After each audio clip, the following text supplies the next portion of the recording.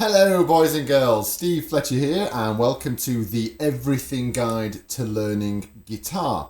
Before we get started, can I ask you please to like this video, subscribe to my YouTube page, make sure that little notification bell is engaged and really help me grow my online business. Now if you are already a student of mine, either with private lessons, school lessons or Zoom lessons, then you will get the accompanying sheets to all these videos automatically alongside your lessons. If you're just watching me on YouTube, hello out there in internet land, then you will need to download the accompanying sheets from my website.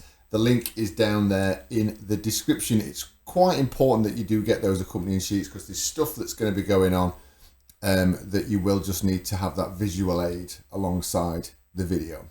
Okay, so we're entering the section where we start learning about the notes on the guitar. Up until now, hopefully, and fingers crossed, you've gone through and accomplished section 1, which was the first chords, section 2, which was where we added strumming, section 3, which is where we changed chords weirdly, and section 4, which is the bar chords. And in that 4 sections of learning, you've learned an enormous amount of stuff. You've done really, really well. You've learned an insane amount of chords, an insane amount of songs, a great amount of strumming patterns and stuff, and just really have solidified your technique as a beginner. What we're going to be doing now is not really following section 1, 2, 3, 4 path. You can now just pick and choose where you want to go with any of these videos. And of course, you don't have to do any of these videos that I'm doing as part of my learning. What we're going to be trying to do more and more is just do the videos almost like standalone lessons that you can just dip in and out of to your heart's content. Okay, so what we're doing is we're carrying on this idea of learning where all the notes are. This is the final little hint and helpful little thing that I'm going to give you, and this is going to focus on the octaves on your guitar neck. We've already had that word octave mentioned a few times, and in case you've skipped all the way to this video, what an octave is the space between one note, like A or B or C or D sharp, all the way around all the notes back to that same note again, either higher or lower than where we started. It's basically the distance of 12 notes.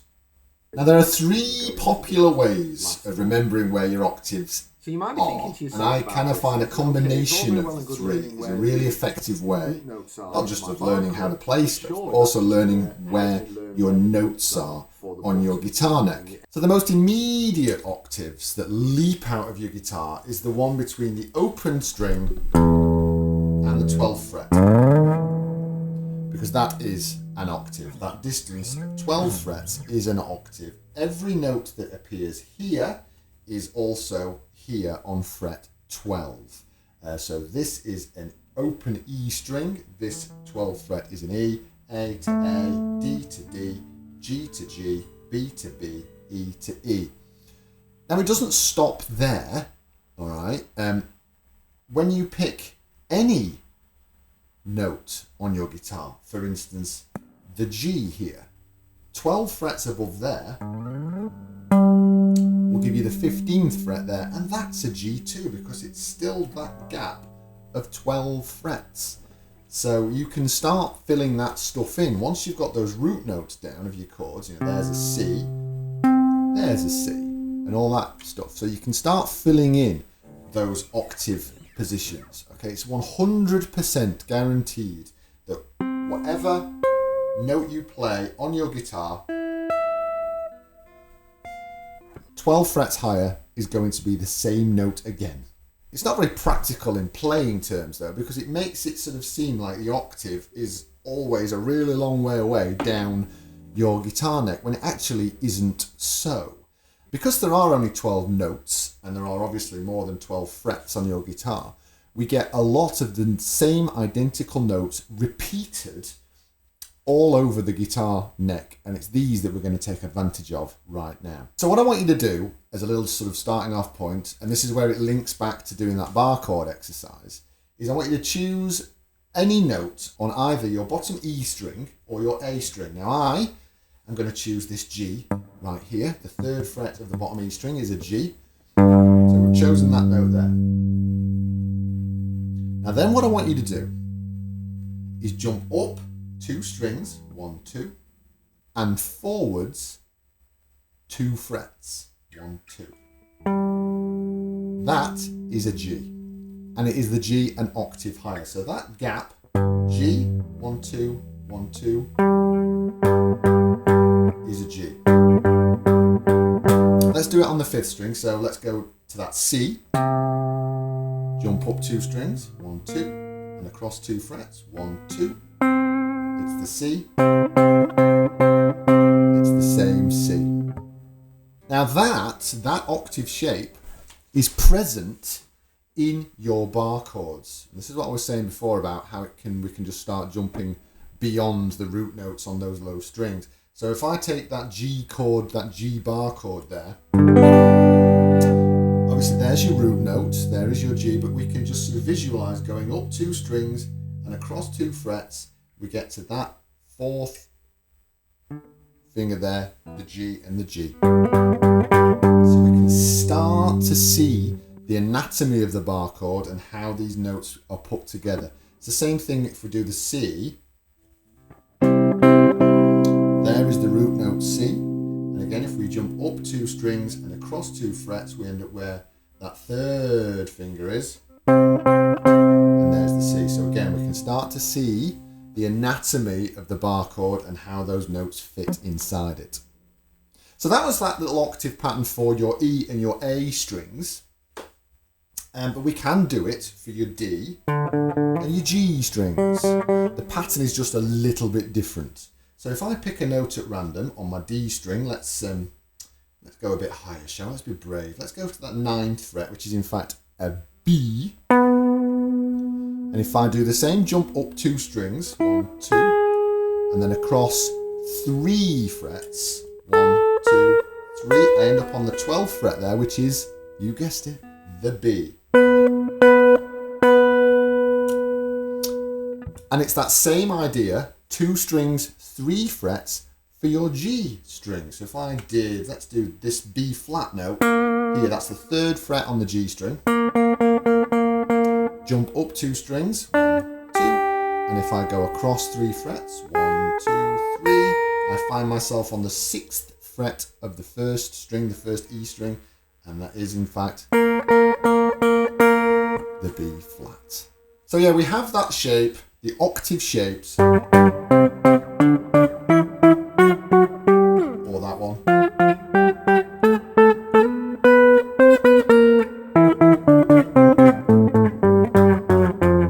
You might be thinking, well, hang on, we did the E, the A, and the D and the G string. What about the B and the E? Well, you can't really do it because you've got to jump up 2 strings, and there aren't 2 strings above those. You can actually see this technique, this jump up and jump, as I've just shown it in your bar chords. It does also exist in a few of your sort of open string chords as well. You know, you've got things like the E. There is your E root note of your E chord.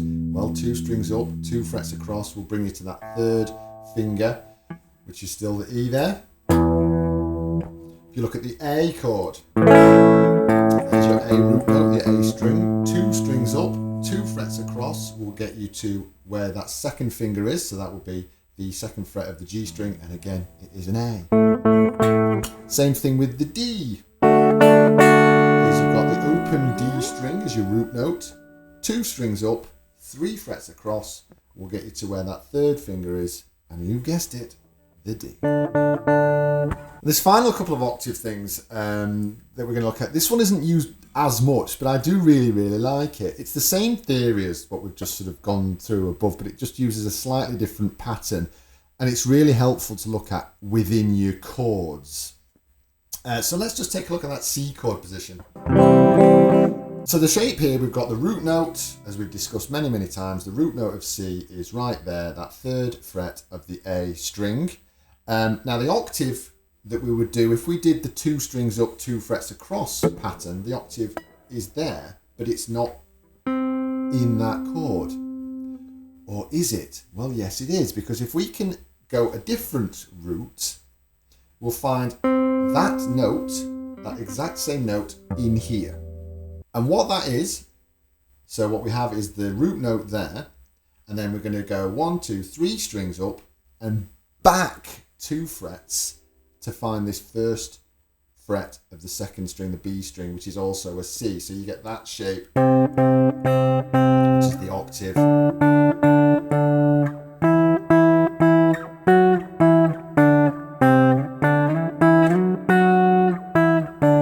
And you can also do that jumping up to the next ones. You know, that fifth fret, for instance, which is a G, on the 4th string there, on the D string, we jump up and back, we end up on the first finger on the 3rd fret of the top E string, and again that's a G. So why is that useful? Well, I did say it's all about the anatomy of your bar chord, really, because you've got that shape, both of those shapes within your bar chords. You've got several octave positions in your bar chords that can really be helpful to finding where these notes are. So you've got your root note there, which is G. Jumping up 2 strings and across 2 frets will give you that G there, okay? Which, of course, if we looked at it that way, is 1, 2, 3 strings up and 2 frets back, gives you that shape, which is another G. So there's actually 3 G's in that G bar chord. We have that 3rd finger there on that string. Now that's actually a D in your G chord, because there is a D note in your G chord. And again, if we jump up 1, 2, 3 strings and back 2 frets, we end up on the bar, but we were on that 3rd fret on the B string now, which is again the D, and it's that shape there. So you can start to really see how this starts to open up by knowing these octave shapes. Now, I'm not expecting that this is going to sink in. It might take you a few watches of this video and a few looks at the reference sheets to really help this to sink in. But I just want to take these first steps of you thinking about your guitar, not just as a bunch of frets on strings. I want you to start thinking of it really as, you know, a bunch of notes, which all have a purpose and are there in a very particular order. And knowing where your notes are, not just where your root notes are, but then all your other notes, is really going to help you become not just a great guitarist, but a great musician. A lot of guitarists forget that in order to be a great guitarist, you actually have to be a great musician as well. Now, just to sort of sneak in and to tie things up with further stuff, the octaves that we've just done,